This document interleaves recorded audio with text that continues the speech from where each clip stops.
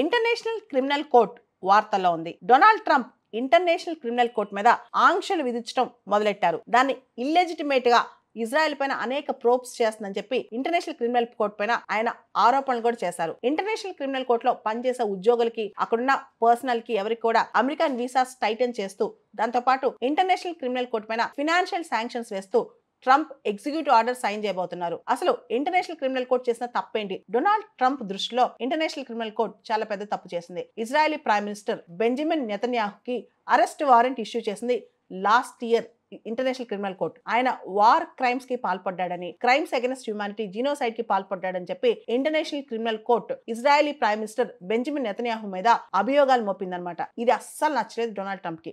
నువ్వు ఇజ్రాయెల్ కి వ్యతిరేకంగా పనులు చేస్తావని చెప్పి ఇప్పుడు ప్రెసిడెంట్ అవ్వగానే ఇంటర్నేషనల్ క్రిమినల్ కోర్టు పైన ఆంక్షలు విధించడం మొదలెట్టారు Donald Trump. International criminal court అనేది రోమ్ స్టాట్యూట్ తో ఏర్పడింది. అమెరికా కానీ ఇజ్రాయెల్ కానీ ఇంటర్నేషనల్ క్రిమినల్ కోర్టులో ఇప్పుడు సభ్యత్వం లేదనమాట. ఇంటర్నేషనల్ క్రిమినల్ కోర్ట్ అనేది డైరెక్ట్ గా యుఎన్ బాడీ కాదు. International criminal court war crimes, war against humanity, genocide, wars of grave concern వీటి మీద ఎక్కువ దృష్టి పెడుతుంది అనమాట. గత సంవత్సరం international criminal court Vladimir Putin Russian premier పైన కూడా అరెస్ట్ వారెంట్ ఇచ్చిందనమాట. ఆయన చైల్డ్ రైట్స్ అబ్యూజ్ చేస్తున్నారు ఉక్రెయిన్ వార్ లో అని చెప్పి, ఉక్రెయిన్ తో వార్ సందర్భంగా చాలా మంది పిల్లల్ని కిడ్నాప్ చేసి రష్యా తీసుకొచ్చారని చెప్పి అభియోగాలు ఆయన పైన ఉన్నాయి.